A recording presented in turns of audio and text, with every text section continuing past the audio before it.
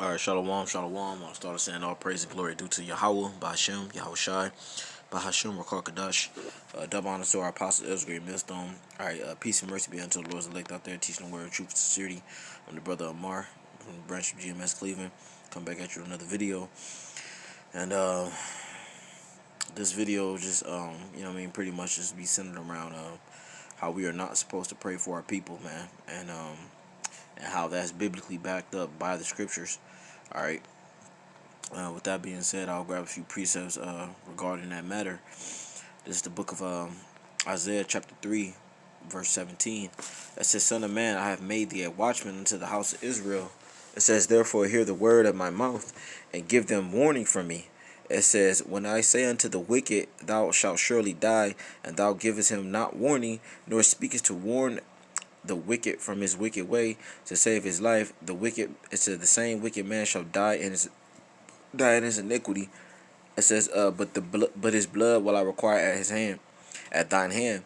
And the reason why the Lord said that, because once you receive the truth, and once you understand the prophecies and the things that are written in the scriptures, you are supposed to go out there and warn the flock. And if you do not warn the flock, then the Lord he will hold you accountable for not bringing out this information, man, because it's vital to our people's salvation, the ones that's slated for deliverance, man. All right, but even though it will get to the the ones that's slated for deliverance, we are still accountable for bringing out this message, man. All right, telling our people who the true people of the Bible are, telling our people the prophecies that the Lord spoke about, that's going to happen, telling our people who their enemies are. All right, so that the Lord said that if you don't warn that person, then pretty much the blood of that person will be required at your hand, meaning you're responsible for that person's life, man. That's why the Lord said he made us watchmen, man. What does a watchman do? A watchman is responsible for the people. Back in the ancient world, he would, be on the towers and stuff like that, and if he would see an enemy coming in, he would, blow the horn, or ring the bell, whatever the case was, man. All right, to alert the people. So pretty much, he was responsible. The watchmen were responsible for the people in the village or the gated city. All right, so that's why it's important for us to go out there on the highways and byways to bring out this truth, to bring out this message, so they can understand what's coming down the pipe. Verse 19, it says, yet if thou warn the wicked, and he turn not from his wickedness, nor from his wicked way, he shall die in his iniquity, but thou hast delivered thy soul, man.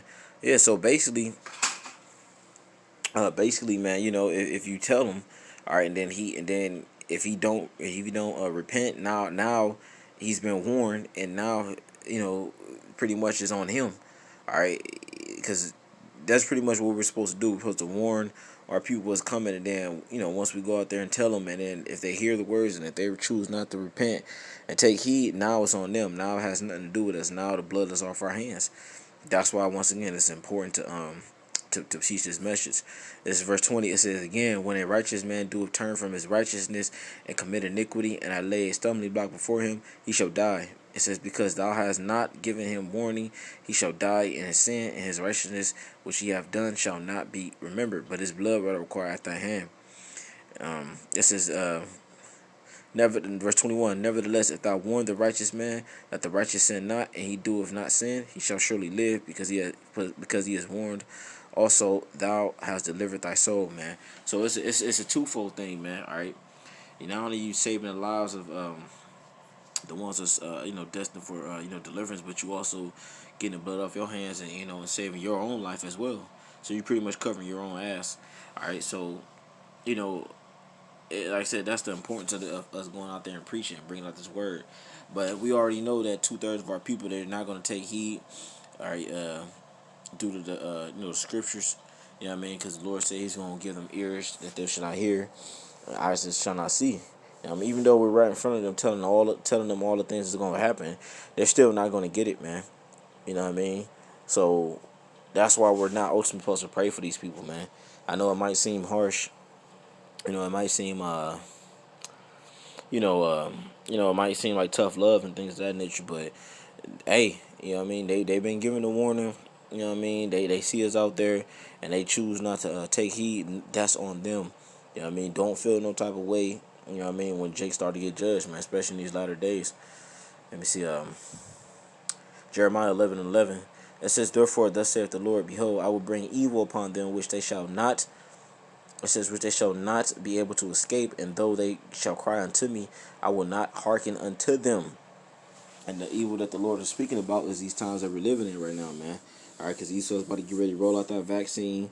All right, and that's going to do to all type of he's going to have certain stipulations that go in with that, man. All right, like say if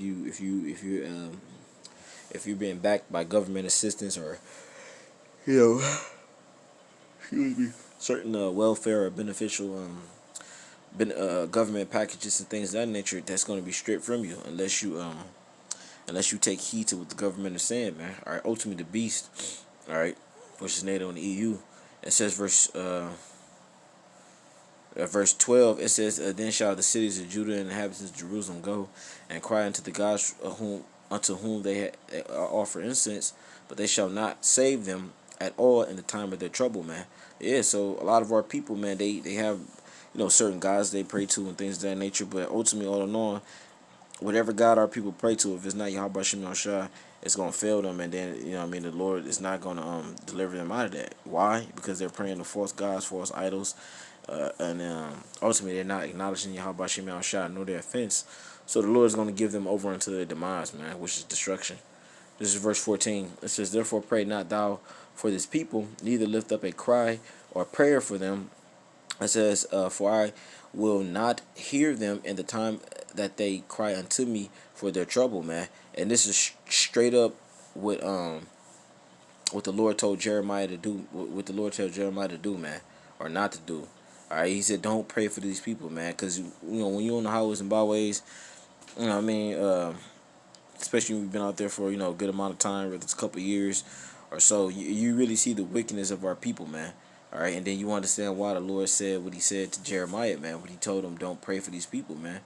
All right, because you just realize that our people are ultimately wicked as hell, and that they're down with wickedness, man. They're down with wickedness, man. Ultimately, because when we tell them about what Esau's plans are and what he's trying to accomplish and things of that nature, and what he's doing and all the wickedness that he's committed, and then when our people still side with that, you just gotta ultimately realize that, damn, our people wicked, and they don't care about righteousness, man. They don't give a damn about anything but themselves, man.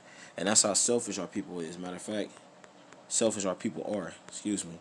But this is Jeremiah chapter 5 verse 1. It says, "Run ye to and fro through the streets of Jerusalem, and see now, and know, and seek in the broad places thereof, if ye can find a man, if there be any that execute judgment, and seeketh the truth, and I will pardon it," man. And that's what the Lord told Jeremiah to do, man. All right, and when you take notice, you realize that just have a conversation with somebody, man. That's what I'm getting at. Have a conversation with somebody, and you will realize that ultimately they don't give a damn about Yahweh Shemel Shah. They don't care about righteousness. They don't care about the condition of the earth. They don't care about their people, man. All right, like I said, the average person nowadays, they are caught up in folly. They're caught up in themselves. Like Scripture say, men shall be lovers in the latter days. Men shall be lovers of themselves. All right, boasters. You know what I mean? These people, man, they just need to be destroyed, man. All right, all in all, when all is said, at the end of the day, when all is said, these people need to be destroyed. And when I say these people, I'm talking about our people first and foremost, and the heathens, man. All right, and we can't forget about Esau. All right, because the 2/3 of our people and the Edomites, they're neck and neck, man. All right, they're neck and neck, man. You know what I mean? Sometimes you don't know whether it's Esau you hate more or 2/3, man. All right. Like I said, because don't let Jake fool you, man. Our people, they're wicked as hell too, man. All right, I'm talking about, you know, Jake do some things, man, that you question. All right, let me see.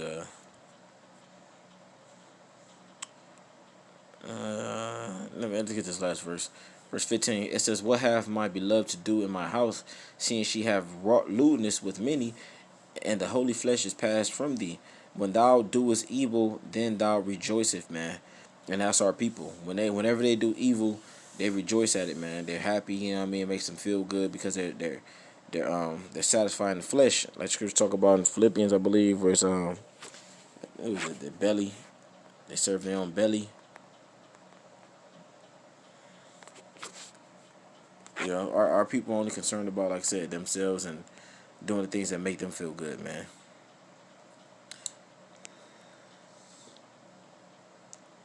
This is Philippians 3:19.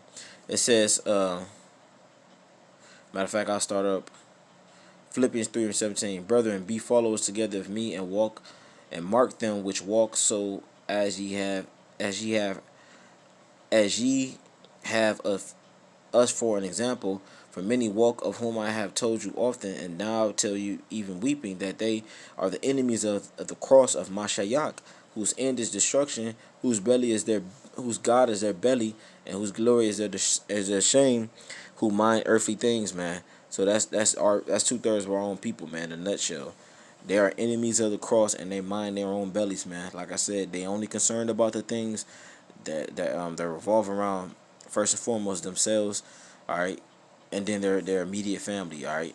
Outside of that, they don't care about the nation, they don't care about the earth, they don't care about, you know what I mean, the benefits of others, man. So with a person like that, man, ultimately they gotta go. You know what I mean? So, you know, but real soon, man, we about to see things kick into action, man, with this with year 2020 about to get ready to close out. And we still about to get ready to roll on our people. So I pray the Lord be with myself along with the brothers and their families. And I pray that Yahweh Shem Shah keep the spirit upon myself and Akim to keep pushing His word and truth and sincerity and enduring to the end, man, even if it's death. So with that, I'm gonna give our praise and glory due to Yahweh, Bashem, Yahushai, Bahashem, Rachah Kadash. A double honor to our apostle Ezra and Millstone. Peace and mercy be unto the Lord's elect. Shalom.